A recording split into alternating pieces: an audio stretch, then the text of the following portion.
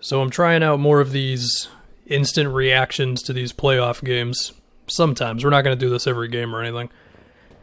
And Russell Westbrook. A really bad game. And the reason I call Westbrook a troll in the title, I mean, part of it is because it's YouTube trying to get clicks, obviously. Another reason is because you'd think that he turned over the struggle leaf after game one. But this game, the Lakers were able to expose Westbrook's biggest problem, which is that he sometimes just gets tunnel vision. You bring a double team on him, he's going to think, I'm going to go through that, rather than, where's the open guy? Pretty basic basketball stuff, right? The other thing, of course, was that the Lakers were not respecting him at all from three, with the biggest example being late in the game, fourth quarter, where, I mean, he had a whole section of the floor to himself, and the Lakers were just like, yeah, we're going to give you that one, man. And it just makes it a lot easier to deal with this Houston team that at times looks impossible to defend. I mean, we'll talk a little bit more about the big versus small thing, and I have thought about that a little bit more. I was very against going big going into this series, and thinking about it a little bit more, it's got value. It certainly does. But Westbrook is the main thing here. I mean, Russ just has to be able to look at the Lakers defense and make the right play, as obvious as that sounds. But what he's doing is he's getting his tunnel vision, he's just going in a straight line drive, and the Lakers, to be fair, they had some good swipes. I mean, LeBron had a swipe on Westbrook that was good from what I remember, but even then, it's like Westbrook is driving into the help sometimes, And with the Lakers' defense and the way that they've set themselves up here, at least based on this game, I imagine that they're going to be playing a similar style, which is, in the first quarter, they were on a string, which was really impressive stuff, honestly. There was no way they were going to keep that up with the Rockets shooting, and it actually killed them eventually because Houston was getting some open looks there.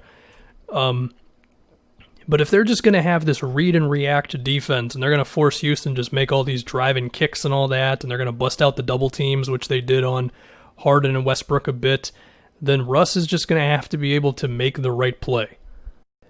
Now, in terms of ways they could help Russ get going a little bit more, well, for one, it might not even be as a team. It might just be Westbrook. When they leave you that open, you can just drive to the basket. Now, once again, it opens up the idea of, can you make the right play once you've done that? But it's going to be better than him shooting those wide open threes that the Lakers are giving him, you know what I mean?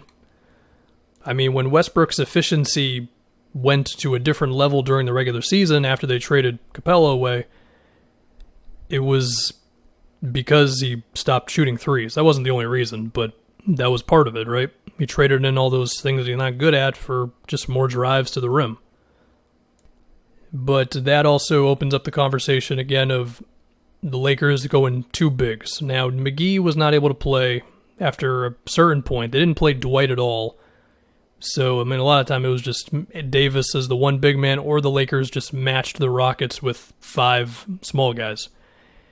And, if we're going to see more of the two big thing, then I think you would hope that it really beefs up the rim protection, right? And it would make it tougher for Westbrook to finish around the basket. Now, he did them a world of favors tonight, because even with only one big guy and sometimes no big guys, he still didn't play a good game. But we imagine, unless his quad is bothering him or if he's having stamina problems or whatever, you would imagine he's going to play better than he did tonight, right? So we'll have to see. I mean, if you put those two bigs out there, is Houston going to kill you then for committing a little too hard to the basket and now somebody's open? I mean, for what it's worth, in some of the minutes when McGee was out there and he was defending like PJ Tucker, I actually thought McGee did an okay job of kind of lingering in between, making you think about the pass to Tucker, but also making you think about committing to the rim. So we'll have to see there. The other thing about going with the two bigs is that it does create a lob threat, which the Lakers have not used at all yet. But there are some opportunities for lobs there, and it does force Houston to stick to that other big guy. Now, the trade-off is there's not as much room in the paint, but even then, when the Lakers go with the shooting all around and they put AD on the block, I know I just kind of transitioned off of Westbrook really fast there, but when AD starts doing his 15-foot face-up game thing, the Rockets are playing this zone defense that it's like they're kind of leaving shooters open, but they're also kind of not because they're right in the passing lanes. So as a result, they're able to swarm on AD a bit, or at least make him think about it. Now, it didn't matter because he nailed like every single 16-footer that he attempted in this game. But you'd imagine that Houston, I mean, obviously AD is going to shoot a lot, and if he's going to make a lot of those, then I guess you're feeling better about that than him getting some easy shots at the rim and all that. So it'll just be interesting. I really think the whole big versus quote-unquote small for the Lakers, they still have Anthony Davis out there. It's just going to be an interesting thing game to game. I mean, here they pretty much just said we're not going to bother because McGee, once he got hurt, they didn't put in Dwight at all. So that was Vogel's decision, and I mean, it does give them more speed when they want to start chasing around shooters, especially after they double-team Harden. But even so, it's like Houston did still get a good amount of open looks. So, or maybe not super wide open looks, but, you know, guys closing out, but it's still makeable, that sort of thing. And then Eric Gordon hit a couple of bombs, which, you know, that's going to happen sometimes. It should be said, the fact that Houston shot 41% on 53 threes and the Lakers still won this game is pretty wild. Is that a good thing or a bad thing for the Lakers? I mean, you can look at that and say they really killed us and we got lucky, or you can say the Lakers are the better team, and even if Houston shoots that well, they still can't beat them. I don't know. But I think moving forward, in terms of defending Harden, besides daring Westbrook to take some shots, you know, defending Harden straight up, it's not going to work. We all know this. Sometimes you can get lucky that he has a bad step-back shooting three night. But tonight was not that night. He was 4 for 8 from outside. And, you know, I think you got one of two options when you're defending Harden.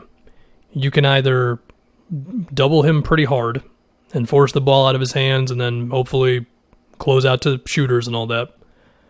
Or you can put two bigs out there and you just beef up the rim protection so much that it makes it tough for him even if he beats the initial guy.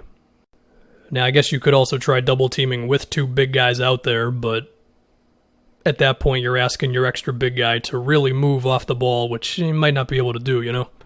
But yeah, regardless of which one you pick, the goal after the initial thing on Harden is still you got to get out to the shooters, and they did not do that in this game, and they still won. So I guess to talk about LeBron a bit, he was good. I thought he settled for a couple of threes.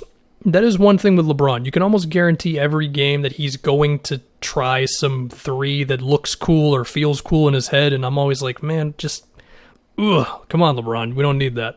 Besides that, I mean, he did have 7 turnovers, which I did not realize, but there's not a lot to really complain about with LeBron. I mean, he was able to get into Houston's defense even as they were doing that zone. He had a great two-way stretch at the beginning of the fourth quarter. It was like a block, a steal. He had the alley-oop finish from Caruso. He had the 2 layups. Was it 2 layups? I don't remember. But he had a series of inside finishes, late third, early fourth, whatever it was. How is Houston going to slow down LeBron? I mean, I don't know. I mean, you can load up on him and just hope that the Lakers miss some threes. Besides that, I guess, could you try doing what the Lakers did to Harden through mostly the first quarter on LeBron? I think you could.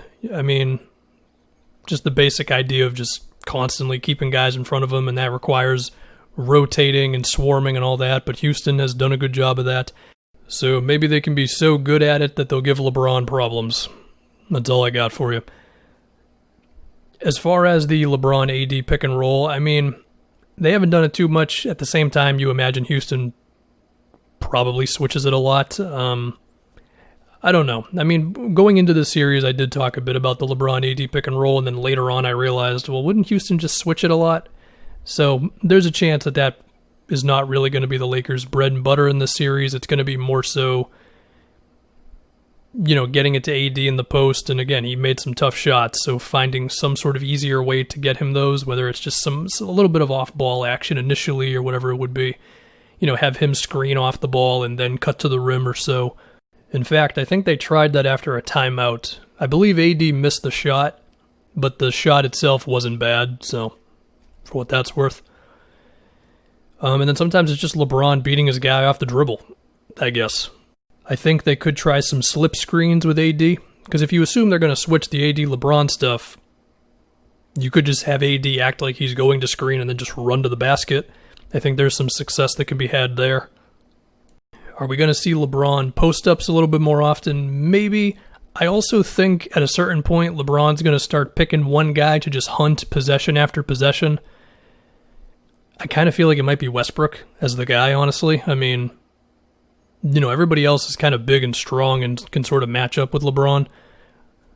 But with Westbrook, that's the one guy who's a bit smaller and whatever else. I mean, Russ's defense is always kind of weird because it's like sometimes he looks really good and athletic and other times it's, you know, he doesn't get the fundamentals of defense. So if you're going to pick somebody to kind of go at, it could be him.